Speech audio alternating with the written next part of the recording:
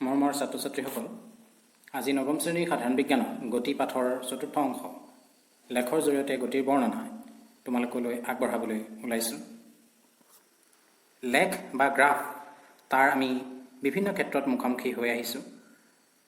তোমালোকে সাধাৰণ গণিতত লেখৰ বিভিন্ন সমস্যা সমাধান কৰিছা আৰু আমি দৈনন্দিন জীৱনতো বিভিন্ন ধৰণৰ লেখৰ মুখামুখি হৈ আহিছোঁ। ইয়াৰ প্ৰথমখন চিত্ৰত বিভিন্ন সপ্তাহত ভাৰতত COVID-19 আক্ৰান্ত ব্যক্তিৰ সংখ্যা কেনেদৰে আগবাঢ়ি গৈছে তাক দেখুওৱা হৈছে। তোমালোকে নিশ্চয় বুজিব পাৰিছা যে ই কেনেদৰে জানুৱাৰী 30 পৰা এপ্ৰিল 7লৈ বৃহৎ পৰিমাণে বাঢ়ি গৈছে। আনহাতে দ্বিতীয়খন চিত্ৰত আমাৰ মৰমৰ ক্ৰিকেটাৰ বিৰাট কোহলিৰ এদিনীয়া ক্ৰিকেটৰ বেটিং এভাৰেজ দেখুৱাবলৈ যত্ন কৰা হৈছে। বিভিন্ন বৰ্ষত দেখিছা যে বেটিং এভাৰেজ কেতিয়াবা বাঢ়িছে, কোনো বৰ্ষত কেতিয়াবা কমিছে।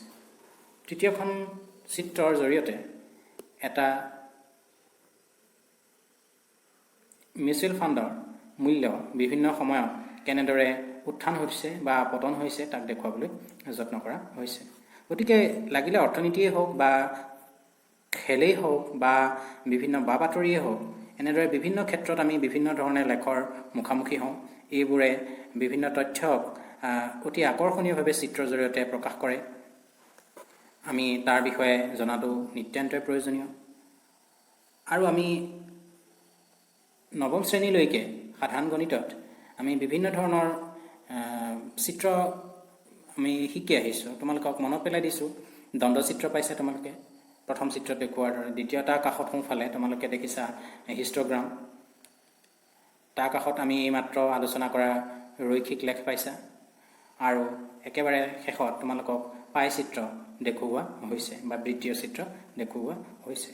কাষৰ চিত্ৰত তোমালোকে চোৱা, দুডাল সৰল ৰেখাই লম্বভাৱে কটাকটি কৰিছে। ইয়াৰে ভূমি সমান্তৰালভাৱে থকাডালক এক্স নাম দিয়া হৈছে আৰু যিডাল উলম্ব তাক ৱাই নাম দিয়া হৈছে। এই দুডালক অক্ষ বুলি কোৱা হয়।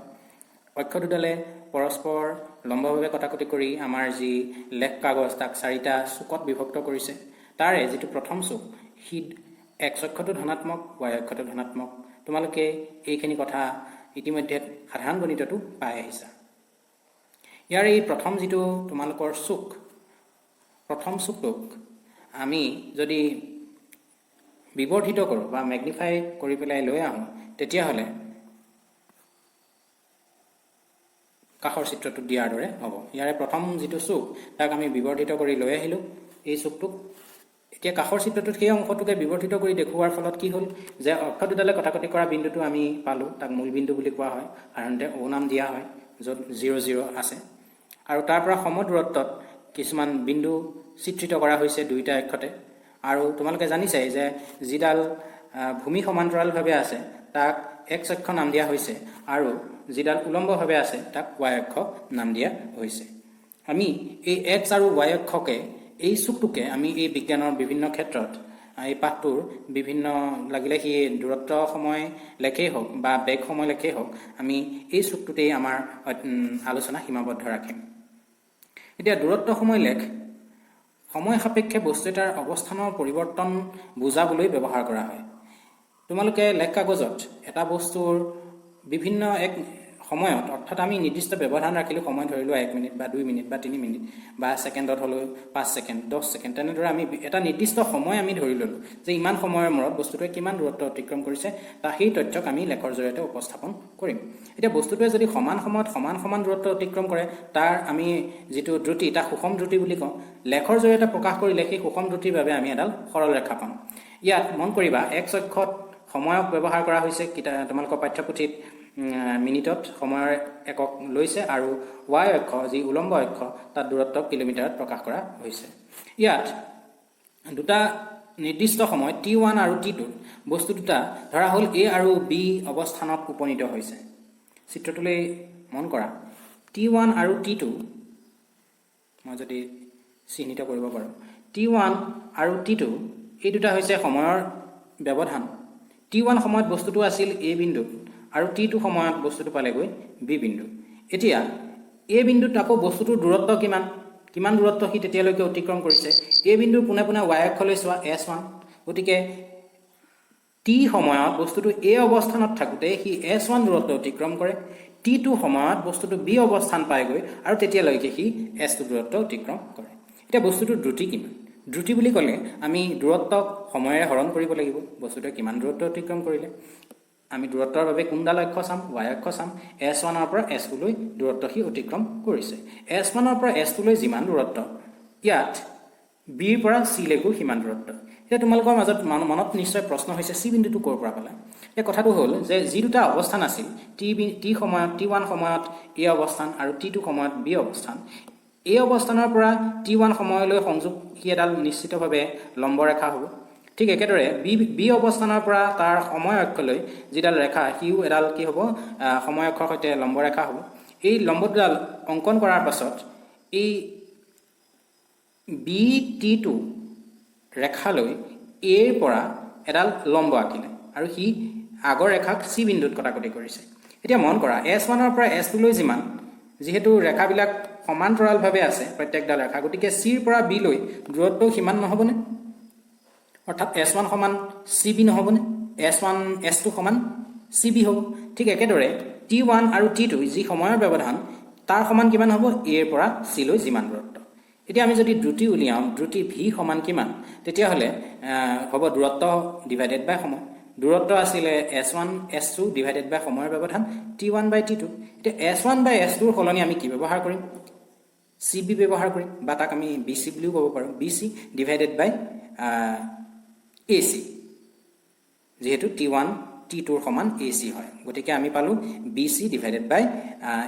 AC এতিয়া এটা ত্ৰিভুজ মন কৰা ACB সমকোণী ত্ৰিভুজ ACB সমকোণী ত্ৰিভুজটোৰ তোমালোকে ভূমি আৰু লম্ব এতিয়া চোৱা আমি পালো কি CB ডিভাইডেড বাই AC অৰ্থাৎ ভূমি ডিভাইডেড বাই লম্ব ডিভাইডেড বাই ভূমি এতিয়া আমি কৰ্ণ হ'ব আমাৰ বস্তুটোৱে অতিক্ৰম কৰা বস্তুটোৱে সেই দূৰত্ব অতিক্ৰম কৰোঁতে দ্ৰুতি এতিয়া এই দ্ৰুতি নিৰ্ণয় কৰিবলৈ হ'লে আমি AB ৰ দৈৰ্ঘ্য সেই সমকোণী ত্ৰিভুজটোৰ পৰা পাইথাগোৰাছৰ সূত্ৰৰ সহায়ত উলিয়াব পাৰোঁ বা আমাৰ সহজ হৈ গ'ল যে আমি A ৰ পৰা B লৈ দৈৰ্ঘ্য কিমান সেই অংশ আমি উলিয়ালে আমি কি পাম আমি তাৰ সেই সময়ৰ ব্যৱধানত আমি দ্ৰুতি নিৰ্ণয় কৰিব পাৰিম দূৰত্ব হৰণ সময় আশা কৰোঁ তোমালোকে বুজিব পাৰিছা ইয়াৰ আটাইতকৈ মন দিবলগীয়া কথাটো হ'ল যে যিহেতু বস্তুটো সুষম দ্ৰুতিত গৈ আছে সমান সময়ত সমান দূৰত্ব সি অতিক্ৰম কৰিছে সেইবাবে আমি ইয়াৰ লেখডাল সৰল ৰেখা পাইছোঁ যদি বস্তুটোৱে সমান সময়ৰ ব্যৱধানত সমান দূৰত্ব অতিক্ৰম নকৰিলেহেঁতেন তেতিয়া আমি সৰল ৰেখা নাপালোহেঁতেন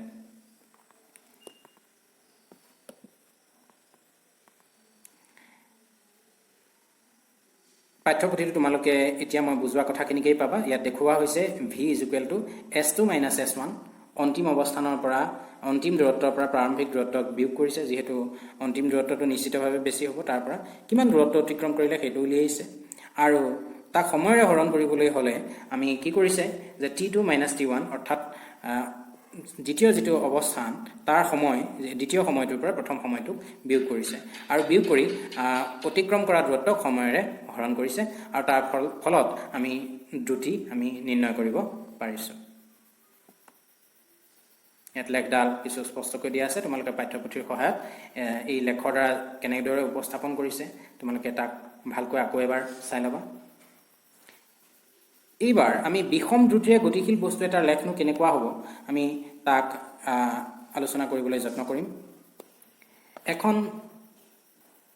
তালিকা দিয়া হৈছে এই তালিকাখন মন কৰা বস্তু এটাই বিভিন্ন সময়ত কিমান দূৰত্ব অতিক্ৰম কৰিছে ই 0 ছেকেণ্ডত 0 দূৰত্ব 2 ছেকেণ্ডত 1 মিটাৰ দূৰত্ব 4 নম্বৰ ছেকেণ্ডত 4 মিটাৰ দূৰত্ব 6 নম্বৰ ছেকেণ্ডত 9 মিটাৰ দূৰত্ব আৰু এনেদৰে তালিকাখনত দিয়া আছে আমি প্ৰত্যেকটো তথ্যৰ বাবে এটা এটা যদি বিন্দু বহুৱাই আমি মুক্ত হস্তৰেখা এডালেৰে তাক অংকন কৰোঁ দেখিম আমি এডাল বক্ৰ পাইছোঁ এই বক্ৰডাল সৰল ৰৈখিক নহয় অৰ্থাৎ ইয়াৰ লগে লগে আমি বুজিম যে এই তথ্যখিনিৰ কাৰণে যিটো বস্তুৱে গতিশীল অৱস্থাত আছিল সি সুষম দ্ৰুতিত গতি কৰা নাই অৰ্থাৎ সমান দূৰত্বত সমান সময়ত সমান দূৰত্ব সি অতিক্ৰম কৰা নাছিল এইবাৰ আহিছোঁ বেগ সময়ৰ লেখ এইমাত্ৰ আমি দূৰত্ব সময়ৰ লেখৰ বিষয়ে আলোচনা কৰিলোঁ দূৰত্ব সময় লেখডালৰ পৰা আমি দ্ৰুতিৰ বিষয়ে ধাৰণা কৰিব পাৰিলোঁ।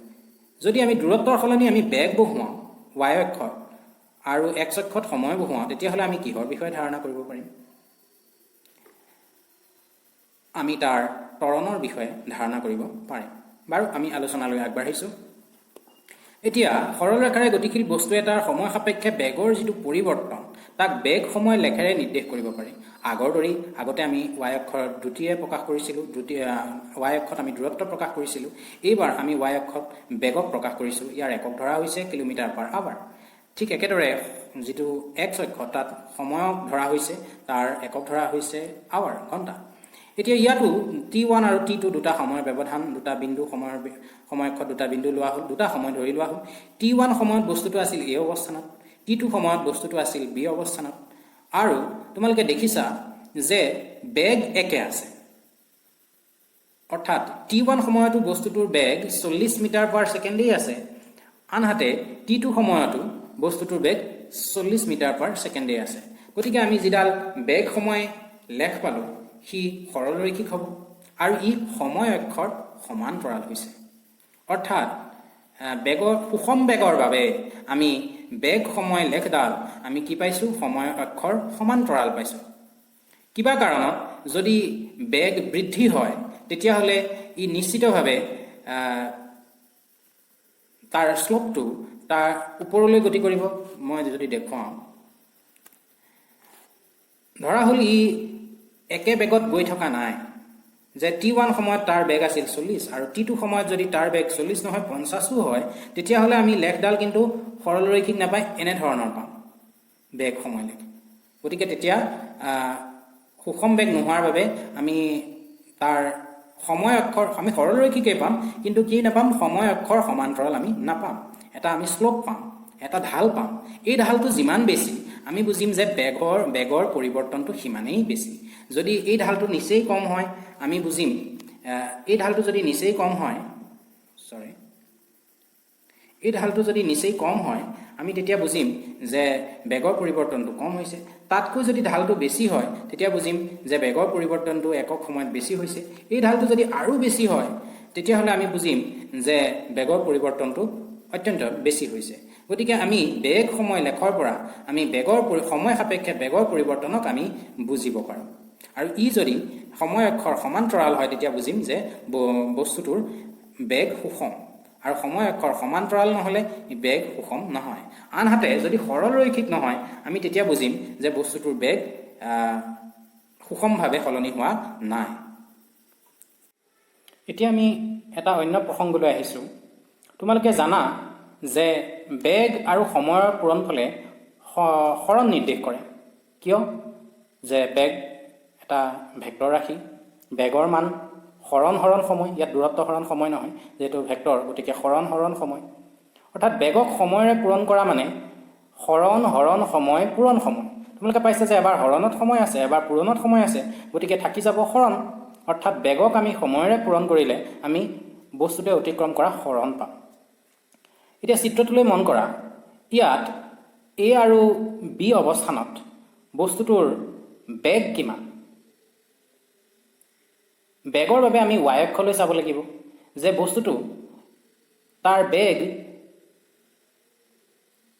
AC অংশই, অৰ্থাৎ 0ৰ পৰা 40 তাৰ সমান হ'ব চিৰ পৰা A বা AC অংশই তাৰ বেগ নিৰ্দেশ কৰিছে। যিহেতু সুষম বেগৰ বাবে আমি চিত্ৰটো আঁকিছোঁ, বা ইয়াত BD অংশও সেই একে দিশেই নিৰ্দেশ কৰিব। গতিকে তাক আমি সময়েৰে, অৰ্থাৎ CD বা তাৰ সমান AB, যিটো t1 আৰু t2 সময়ৰ যিটো ব্যৱধান তাক বুজাইছে, CD বা AB, তাৰে আমি CD অংশ ল'লোঁ। অৰ্থাৎ বেগৰ কাৰণে আমি ল'লোঁ AC অংশ আৰু সময়ৰ ব্যৱধানৰ কাৰণে আমি ল'লোঁ CD অংশ। এই দুটা পূৰণফলে বস্তুটোৱে অতিক্ৰম কৰা দূৰত্ব, অৰ্থাৎ ইয়াত হৰণ নিৰ্দেশ কৰিব। ইয়াত তোমালোকে মন কৰা, যিটো ABCD আয়ত আছে, ইয়াত আমি একাদিক্ৰমে ক'বলৈ হ'লে ACDB আয়ত আছে, তাৰ AC পূৰণ CD যদি আমি কৰোঁ, তোমালোকে জানা যে AC ইয়াত প্ৰস্থ পূৰণ CD দৈৰ্ঘ্য, দীঘ আৰু প্ৰস্থক পূৰণ কৰিলে আয়তৰ আমি কি পাওঁ? কালি পাওঁ। অৰ্থাৎ ACDB আয়তটোৰ কালিয়ে কি নিৰ্দেশ কৰিব যে এই বিন্দুৰ পৰা বি বিন্দুলৈকে বস্তুটোৱে কিমান হৰণ লাভ কৰিলে তাক নিৰ্দেশ কৰিব। অৰ্থাৎ বেগ সময় লেখৰ যিকোনো এটা অংশৰ তলৰ অংশৰ কালিয়ে বস্তুটোৰ সেই সময়ৰ অন্তৰালত হৰণ নিৰ্দেশ কৰে আৰু তাৰ মান বহুৱাই আমি ABCD আয়তৰ আমি কালি নিৰ্ণয় কৰিব পাৰোঁ আৰু তাৰ পৰা আমি এই লেখৰ পৰা আমি হৰণো নিৰ্দেশ কৰিব পাৰোঁ, হৰণো উলিয়াব পাৰোঁ। এইবাৰ আহিছোঁ আমি বেগ সময় লেখৰ বাবে বিষম বেগৰ বাবে বেগ সময় লেখ কেনেকুৱা হ'ব তাক আলোচনা কৰিবলৈ। এতিয়া বিষম বেগ দুই ধৰণে হ'ব পাৰে। বেগ বিষম, কিন্তু বেগৰ বৃদ্ধি যদি সমান সময়ৰ অন্তৰালত সমান সমান হয়, অৰ্থাৎ বেগটো বাঢ়িছে কিন্তু সমানে যদি বাঢ়ি বাঢ়ি গৈ থাকে, তেতিয়াহ'লে আমি তাক কম সুষম ত্বৰণেৰে গতিশীল বস্তু। আৰু যদি সমান সময়ৰ অন্তৰালত বেগৰ বৃদ্ধিটো সমান সমান নহয়, তেতিয়াহ'লে তাক কম আমি বিষম ত্বৰণেৰে গতিশীল বস্তু। তোমালোকে নিশ্চয় বুজিব পাৰিছা। এতিয়া সুষম ত্বৰণেৰে গতিশীল বস্তুৰ কাৰণে বেগ সময় লেখডাল কেনেকুৱা হ'ব তাক আমি চাই লওঁ আহা। ইয়াত তোমালোকৰ বিভিন্ন এটা চিত্ৰ দিয়া হৈছে। বিভিন্ন সময়ত এখন গাড়ীৰ বেগ বিভিন্ন ধৰণে দিয়া হৈছে। তাৰ বাবে বিন্দুসমূহ আমি যদি বেগ সময় লেখত উপস্থাপন কৰোঁ, দেখিম যে এডাল প্ৰায় 45 ডিগ্ৰী মান বিশিষ্ট এডাল আমি লেখ আমি পাইছোঁ। 0 ছেকেণ্ডত 0 মিটাৰ পাৰ ছেকেণ্ড, 5 ছেকেণ্ডত 2.5 মিটাৰ পাৰ ছেকেণ্ড, ঠিক তেনেকৈ 10 ছেকেণ্ডত 5 মিটাৰ পাৰ ছেকেণ্ড। এনেদৰে আমি বিন্দুবিলাক উপস্থাপন কৰি তাক সংযোগ কৰিলে শেষত আমি দেখিছোঁ যে সুষম ত্বৰণেৰে গতি কৰা গাড়ী এখনৰ বেগ সময়ৰ লেখডাল আমি এডাল সৰল ৰেখা পাইছোঁ, কিন্তু ই সময় অক্ষৰ সমান্তৰাল হোৱা নাই। সময় অক্ষৰ লগত ই প্ৰায় 45 ডিগ্ৰী কোণ কৰিছে। যদি এই বেগৰ পৰিৱৰ্তনটো তাতকৈ বেছি হয়, পুনৰ পৰিমাণটো বাঢ়ি গৈ থাকিব। 45ৰ পৰা 50 হ'ব পাৰে, 60 হ'ব পাৰে, 70 হ'ব পাৰে, তেনেকুৱা হ'ব। এতিয়া এই ক্ষেত্ৰত ইয়াতো A অৱস্থান আৰু B অৱস্থান, দুটা অৱস্থান দেখুওৱা হৈছে। আগৰ দৰে যদি আমি মন কৰোঁ, ইয়াত চোৱা, ইয়াত আমি এটা আয়ত পোৱা নাই।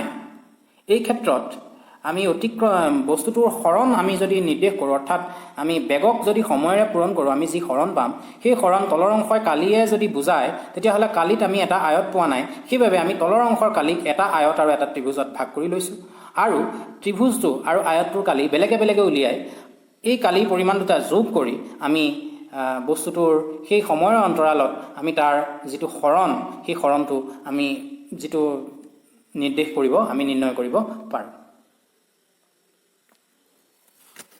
এই ক্ষেত্ৰত ABCDE যিটো তোমালোকৰ পঞ্চভুজ এটা পাইছা, তাক আমি দুটা ভাগ কৰি ল'লোঁ। ABCD আয়তৰ কালি যোগ ADE ত্ৰিভুজৰ কালি।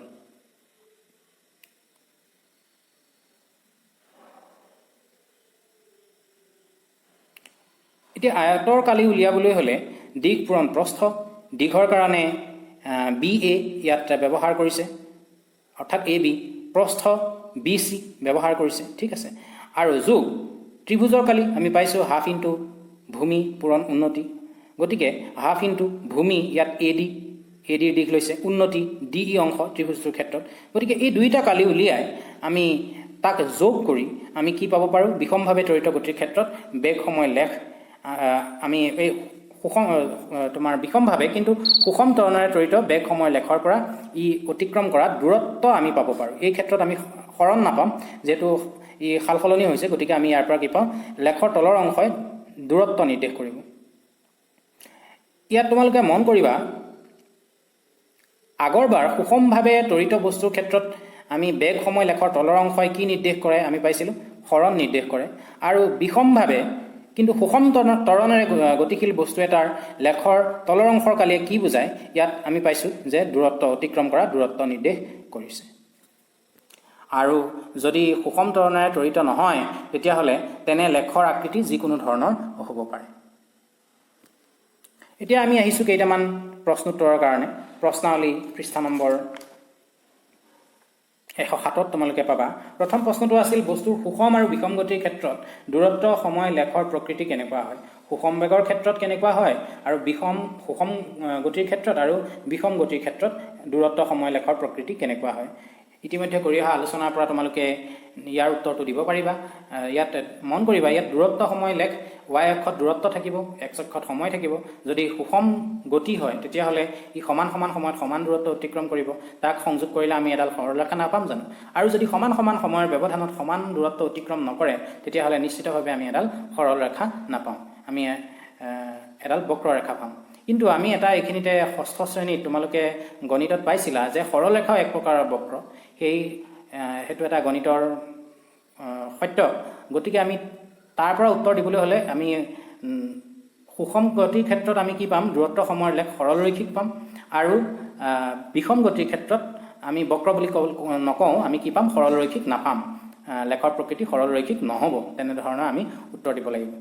তোমালোকে বুজি পাইছা নিশ্চয় যে সৰলৰেখাও এক প্ৰকাৰৰ বক্ৰই, গতিকে আমি সৰলৰৈখিক নহ'ব বুলি ক'ব লাগিব বিষম গতিৰ ক্ষেত্ৰত। 2 নম্বৰৰ প্ৰশ্নটোলৈ আহিছোঁ। বস্তু এটাৰ দূৰত্ব সময়ৰ লেখ সময় অক্ষৰ সমান্তৰাল এডাল সৰল ৰেখা।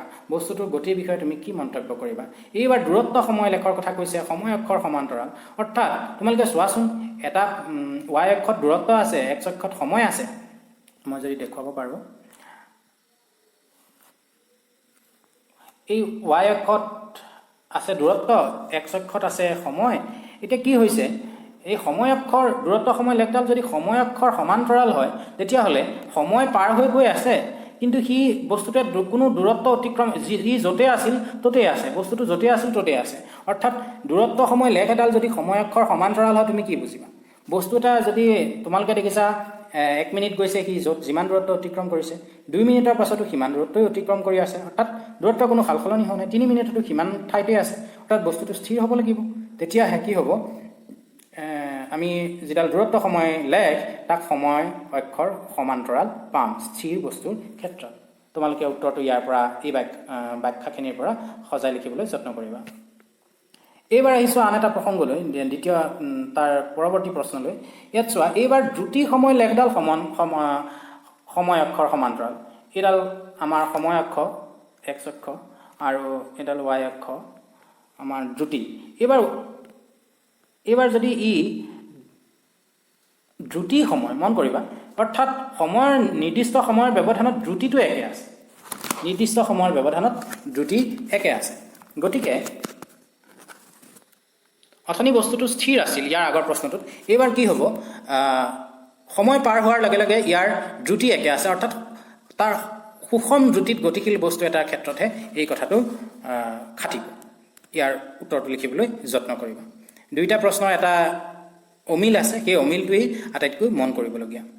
এইবাৰ আহিছোঁ 4 নম্বৰ প্ৰশ্নটোলৈ। বেগ সময় লেখ এডালৰ তলৰ অংশই আৱৰি থকা কালিৰ জোখে নিৰ্দেশ কৰা ৰাশিটো কি? বেগ সময় লেখ, ইয়াত এই বেগ সময় লেখ ই সুষম বেগৰ বাবে আছে নে বিষম বেগৰ বাবে আছে, আৰু যদি বিষম ই সমত্বৰণত আছে নেকি? এই কথাখিনি ব্যাখ্যা ইতিমধ্যে কৰা হৈছে, তাৰ পৰা উত্তৰটো লিখিবলৈ যত্ন কৰিবা। যদিও ইয়াত বেগ সময় লেখ বুলি কৈছে, এই বেগ সুষমো হ'ব পাৰে বিষমো হ'ব পাৰে। বিষম হ'লে সুষম ত্বৰণৰো হ'ব পাৰে, বিষম ত্বৰণৰো হ'ব পাৰে। গতিকে আমি একাধিক উত্তৰ ইয়াত দিব লাগিব, আৰু কোনো এঠাইত ইয়াৰ উত্তৰ তোমাৰ হৰণ হ'ব, আৰু কোনো ক্ষেত্ৰত ইয়াৰ উত্তৰ অতিক্ৰম কৰা দূৰত্ব হ'ব। আশা কৰোঁ তোমালোকে বুজিবলৈ সক্ষম হৈছা। এইবাৰ পৰৱৰ্তী ক্লাছত আমি লৈখিক পদ্ধতিৰে গতিৰ সমীকৰণ কেইটা আমি কেনেদৰে পাব পাৰোঁ তাক আমি আলোচনা কৰিম। ইতিমধ্যে এইটো ক্লাছ যথেষ্ট দীঘল হৈছে। এই সমীকৰণ কেইটা যথেষ্ট গুৰুত্বপূৰ্ণ। 3টা সমীকৰণ তোমালোকে পাবা।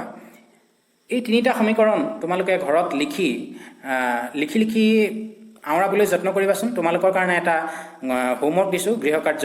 ইয়াত এই প্ৰত্যেকটো আখৰে কি বুজাইছে পাঠ্যপুথিৰ পৰা তাৰ উত্তৰ উলিয়াবলৈ যত্ন কৰিবা। ইয়াত ভিয়ে কি বুজাইছে, সৰু হাতৰ ইউৱে কি বুজাইছে, এ টিয়ে কি বুজাইছে, এছে কি বুজাইছে।